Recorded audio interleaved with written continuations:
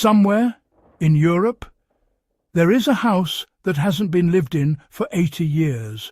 No electricity, no running water, no cameras. And yet, people who break inside don't always come back out the same, because the house is still fighting a war. When we think about World War II defences, we imagine battlefields, bunkers, minefields, barbed wire stretched across open land. But that's not where some of the most ingenious traps were built. They were hidden in places that looked harmless. Homes, farmhouses, apartments, basements, places where an enemy would relax. During World War II, civilians across Europe, especially in occupied territories, were encouraged, trained, or quietly taught how to turn their own homes into defensive weapons. Not loud, not obvious, but patient and disturbingly clever. When invading forces moved through towns, soldiers often used civilian homes for shelter. They kicked in doors, they searched for supplies, they slept where families once did. Resistance groups understood this, so instead of trying to fight soldiers head-on, they turned familiarity into a liability. A door that opens normally but not twice. A staircase that holds weight until it doesn't. A cupboard that looks empty, but isn't. These weren't panic traps. They were designed with time, observation, and psychological insight, and that's why they still work. One of the most common and still active WWII home traps was hidden in staircases. Here's how it worked. A single step, usually near the top or bottom, was hollowed out. Inside it, a weight-sensitive release, a counterweight, sometimes a blade, sometimes a drop, sometimes worse. The step would feel solid under light pressure. A child could step on it. A cautious adult might pass.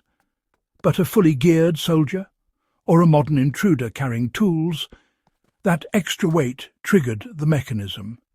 The step would collapse, or tilt, or release something concealed beneath, and the fall wasn't the trap.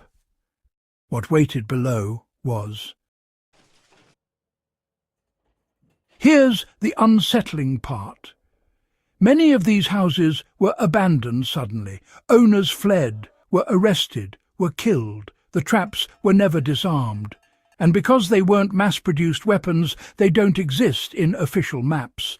No warning signs, no standardized design. Each one was custom-built. Which means even modern engineers can't predict them easily. In the last few decades, contractors, urban explorers and squatters have triggered World War II-era traps that dropped ceilings, released counterweighted doors, sealed rooms shut, or collapsed floors into cellars.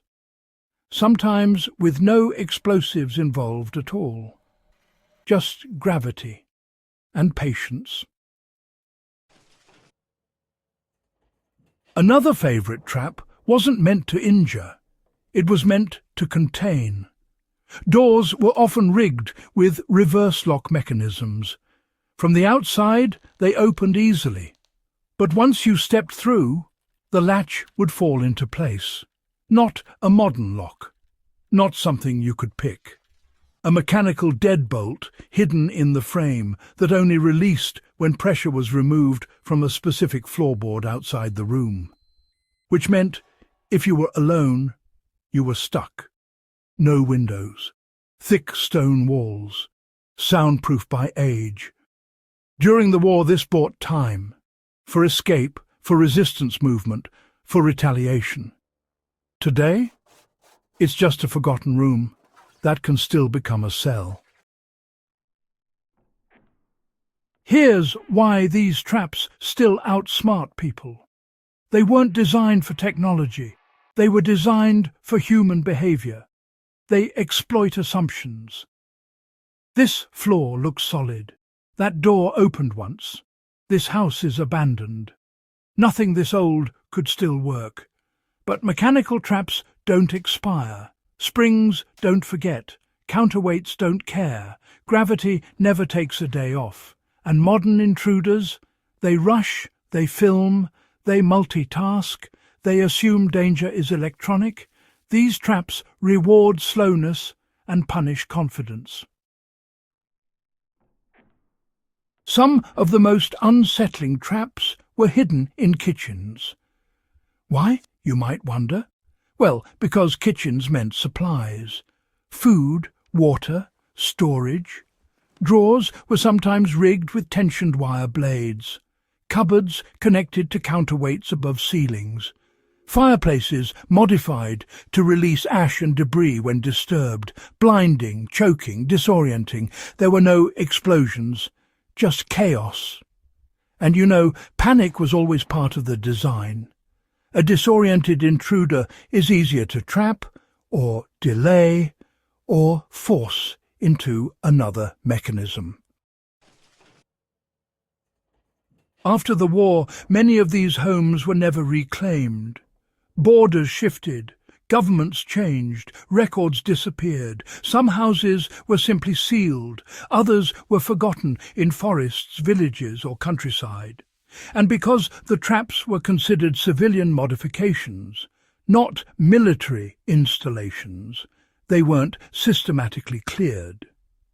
Even today, officials occasionally discover mechanisms they don't fully understand. Some are left untouched, because disarming them is more dangerous than leaving them alone. Urban explorers have reported, doors that close behind them with no visible latch, floors that shift underfoot in specific patterns, rooms that feel intentionally wrong, not haunted, engineered. One explorer described a house where every sound seemed amplified, until he realized the walls had been hollowed to carry vibrations. So movement could be detected without electronics 80 years later. The most effective traps weren't meant to kill. They were meant to make you hesitate, to slow you down, to force doubt. Because fear changes behavior, and behavior triggers mistakes. That philosophy hasn't aged. In fact, it's still studied.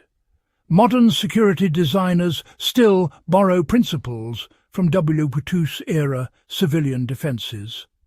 Layered deterrence, misdirection, delayed consequences. The difference? Today's systems announce themselves. Those didn't.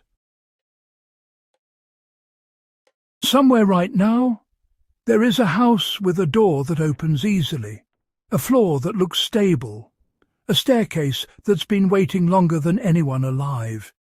It doesn't need power. It doesn't need updates.